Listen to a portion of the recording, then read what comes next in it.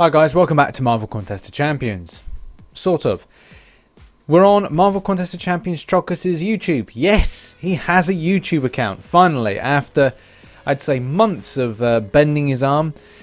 I told him from the very beginning, you should get a YouTube channel. You should start delivering content. He's very shy about doing it, but finally he's done something. You won't hear his voice. You won't hear his voice. I have muted it, but you won't hear his voice. So I will put a link to this video in the description, and it's all about Hood and Dormammu. Now, this is something which is a bit of a revelation. It's kind of odd that we didn't see Dormammu close to the Doctor Strange theatre release for the film Doctor Strange, but this could be something to tie into the release of the DVD, which is expected soon. It is expected very soon, so why not have an event to celebrate the DVD release? Marvel Contest of Champions did actually invest in the premiere, did sponsor the premiere, so, you know, would they have done the same for the DVD release? Maybe, and maybe this is an event to tie in, who knows. So, great video. This has come from the game footage even, and this is the bio here. So, always fascinated with superhumans, young petty thief Parker Robbins used his gains to help his family, including his ailing mother. When a burglary took an unexpected turn, Parker found himself in possession of a pair of mystical boots and cloak. That's very important, and we'll go on to why it's important a bit later on. Struggling to understand the supernatural items, he learned that they granted him limited power, including invisibility and the ability to walk on air. Dubbed the Hood by the police, Parker soon found himself forced down a darker path, using his newfound powers to start his own criminal empire to ensure the safety of his family. Ooh, we like a good villain. That's one thing I think the game lacks, is a load of decent villains. You know, we've got a lot of kind of like face characters. We need some heel characters as well at the same time. So I'm mixed feelings about it. It's not kind of like a very popular Marvel character, and yeah, but still, the idea that we're getting a character that more than likely will be mystic, and more mystics. Now, that's one thing I think people will say, well, don't we have enough mystics? Well, no, we don't. Considering the way that the games, where the lack of text, we've got a huge lack of text, but still, mystics is still up there with regards to numbers. They need to get up there higher in order to kind of counterbalance. I think when we last worked out the kind of numbering, it was around about the 13, 14 mark, something like that. But other characters and other kind of classes are a lot higher. There's a lot higher in different classes. Tech obviously being the worst. The addition of Howard the Duck has meant that that's kind of, you know, it's gone up there, but not as much. So we need to kind of get them up higher. So, you know, I do welcome this in any kind of respect. So the next character is Dormammu. Dormammu was born to a race of powerful energy beings known as the Faltine, and has only one true desire: power. The desire saw him forced to flee his home dimension and eventually ascend to rule the dark dimension. Here he draws even greater power from the worship of his subjects, and is quite possibly the greatest mystical threat in the universe. Now, with the power of so many heroes concentrated in the contest, Dormammu has come, doubtless, to gain that power for himself. Now, we were talking a while ago about Dormammu being like an amazing end boss, so this could be something for Act 5. I'm not too certain. I like the idea of Act 5 coming about, and then all these kind of major and kind of uber bosses like the Grand Master, Dormammu, being in there so we can go against them. And that would be really, really amazing. Especially if they did a good story behind it. And one thing that we are, I'd say 95% of the entire Marvel Contest of Champions community is guilty of, is not taking in the stories that Marvel Contest of Champions do. And I really want to get in contact with the person that does the events, because I feel really sorry for him or her, because they put these stories together, and the problem of having the skip button is we don't take in the story. And I think that's something that we need to do in future, is take in really decent stories. So let's have a look at these characters, a little bit of their backstory. Not a full run through, because I'll probably do that when the characters get released and do, I don't know, 50 amazing facts, but let's have a look at them. So origin wise, it's very important that we understand this. So after seeing Electro fight Daredevil as a child, The life of a supervillain enticed Parker Robinson with a mother in need of constant medical care. He soon dropped out of school to steal money to give her better care. His cousin John told him about some valuable material perfect to steal at a nearby warehouse, and together they broke into it. Finding only evidence of a mystical seance, they were about to leave when they were attacked by a demon in a cloak. Parker shot the being and assumed he killed it. Not wanting to leave empty-handed, he stole the being's red cloak and boots. On the way home, he was jumped for his shoes and used the boots to escape. Upon finding that the boots gave him the ability to walk on air, he took the cloak over to John's apartment, where he found that the cloak gave him powers as well, originating from the demon Dormammu. Unbeknown to him, though. So that's a really kind of interesting tie-in. Obviously, we've got Dormammu. We've then got his cloak and his boots, which, you know, are kind of granting powers. And one thing that I find really interesting about this is down on the powers and ability section, the Dormammu possession. So I wonder if they'll do something like seeing it, invisibility when possessed by Dormammu. So it's like having those items on allows him to be possessed. So the hood is being possessed by Dormammu. It seems more of a kind of like a decent time for an event as opposed to something in Act 5, where Act 5 is kind of a long narrative of a story. This seems like a micro story and something that could be done in correlation with certain things. But as a character being released, he's going to have similar powers to Dormammu. I'm not sure if they'll make him cosmic. More than likely make him mystic, so there'll be probably potentially 2 mystic characters coming into the game. Invisibility, airwalking, power blasting. The hood at one time displayed the power to shoot electricity out of his hands as he spoke, much like the demon he stole the clothes from. Parker was clearly not in full control of his power and was not aware how it would work, as it appeared to be only accessed subconsciously. So it's kind of like a really kind of odd Sith Lord type vibe to it, and I don't know if that's something that we'll be getting. So like the powers are going to go and just like shoot electricity. Illusion transparency. The hood allowed Parker to see through Doctor Strange's illusions and even detect scrolls. So okay, that's fine. Will there be some kind of nullification to mystic powers? Will any kind of resistance? Resurrection. The hood can resurrect the dead. Obviously, that's not going to be specific to, say, the character being, when he rises from the dead. Nah, may not have any kind of like time with that, but it still would be quite cool. Maybe some regeneration. Maybe like Phoenix, where maybe like not endurance with Punisher, but maybe something along those lines. Magic bullets. The power gave him magic bullets. Okay, something that could be in one of the L1s, the L2s, firing some magic bullets.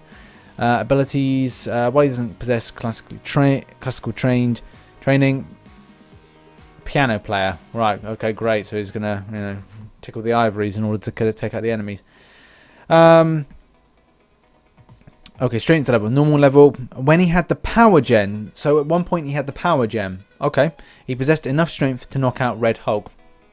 Okay. That could be quite cool if it's something that could be kind of in the game. I'm not, obviously this is very early days. Trocos hasn't got all the information from the character, and we don't know a kind of a time frame of when, where, how.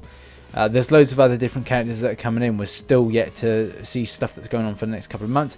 If these 2 characters are the ones up next, this is more than likely the time with the release of Doctor Strange on DVD. But who knows? There's loads of different tie-ins as well. There's information about Asgard. There's a little bit of something, I think, as well for what's he called? Dr. Voodoo. There we go, Dr. Voodoo. So Parker later attacked Hellstrom, the son of Satan, and another potential candidate, Strange's successor. Once the new Sorcerer Supreme was chosen, Brother Voodoo, the hood was confronted by him alongside the Avengers. So whether or not there'll be a time with Brother Voodoo in the story, who knows. But let's go and have a quick look at Dormammu. So to put it bluntly, Dormammu is a mystical, magical badass, and not many people can go up against him and win. Doctor Strange is probably the best one that you'd want fighting in your corner in order to kind of win in the battle against Dormammu. Born untold thousands or even millions of years ago in the dimension of the vastly powerful energy entities called the Faultine, Dormammu and his sibling Umar gathered matter to themselves to increase their power. A practice and anathema. A practice and anathema. To their fellow Faltine, becoming their dimension's mightiest sorcerers, ultimately slaying their parent Sinifer. So though he's capable and his brother's capable of killing their own parents, you kind of think this person's going to be pretty much a badass. I suppose that's why there's kind of a great tie with like not like the cloak and the boots chose the hood. It seemed like, you know, it just seems a good fit for the characters, kind of like for him to control him. So he's kind of like an evil. He's evil. He likes villains. So it seems like a good fit. Whatever we're going to do with the story is going to be absolutely brilliant. So obviously they were banished. Search for conquest brought them to the Dark Dimension, a mystic realm riddled with natural warps into pocket universes within the dimension itself. So I think similar to what we saw with Doctor Strange, the film, that dark dimension. At the time of their arrival, the Dark Dimension's multi-species society had been at peace for almost 28,000 years and was in the third millennia of the rule of King Ulnar. Despite the warnings of the sorcerer adversaries, the Muruks, Ulnar offered Dormammu and Omar sanctuary and power in exchange for the knowledge of how to shatter dimensional barriers and absorb other dimensions into his domain. So this kind of stuff is very kind of pushing towards this dimensional kind of dark dimensional kind of mystical kind of stuff. It's not something that I don't think is going to be appearing well, it was going to be more of an event quest than it's going to be Act 5, because it's going to be incredibly vast if they were to do anything with it. And I think Act 5 is going to be very, very different. I think very different whatsoever. There's a great time with like forming a pact with Odin of Asgard. So with regards to like powers and things like that, we've got high levels of things with regards to intelligence, speed, durability, energy, projection. Fighting skills not so much, but that doesn't really matter because he's a master of the mystic arts. So he can kick so much ass. Sorcery over the flames of the Faltine. Dormammu is composed of pure mystic energy, eclipsing even the greatest of sorcerers in terms of raw power and the ability to manipulate the forces of magic, including Doctor Strange and the Ancient One. Dormammu is virtually indestructible and immortal due to his energy form, composed of raw magical energy, which is increased and replenished, at least partially, by worship throughout various dimensions. Dormammu has also shown himself capable of besting wielders of the Phoenix Force. Jesus Christ. Do you know what? If they put him into the game, this has got to be an end boss. It's got to be, because he is absolutely insane as a Marvel character, and put into the game, you know, it's going to be hard to find any kind of weakness, because physical stuff, physical resistance is going to be there. You've got the fact that being a mystic character is going to be utterly pointless as well, because you're not going to be able to do anything. My word. Banishment, superhuman strength. Damn. Astral projection. Among many of his powers, he is capable of interdimensional and near limitless astral projection. Jesus. Matter transmutations. High-speed flight. Interdimensional teleportation. Transportation. Transformations. Element control. Time travel. Size alteration. Invulnerability. Energy projection. Oh, and it goes on and on and on and on. Oy, oy, oy. Well, all I can say is that this character, if he's put into the game, is gonna be. I don't know how badass that character is gonna be, but this is like, when you're thinking of end bosses, like end bosses times like 1 billion, and then you've got Dormammu. That is Dormammu.